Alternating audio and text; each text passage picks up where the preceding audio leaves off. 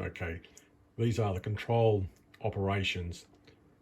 So to turn the machine on, press power. Now it won't come on, only a light. So that's meaning the E-stop is activated. Disconnect that, press power. The VFD, variable frequency inverter drive, will boot up.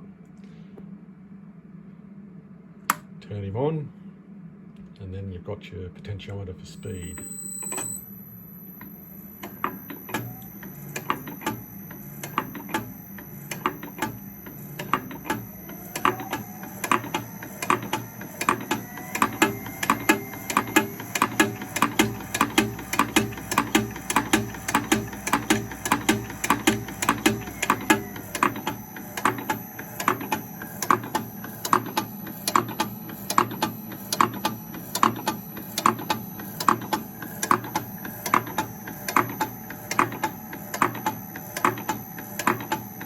Stop the machine, stop.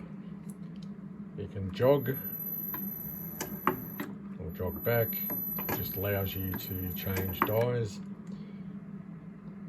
and then to turn off the machine, off.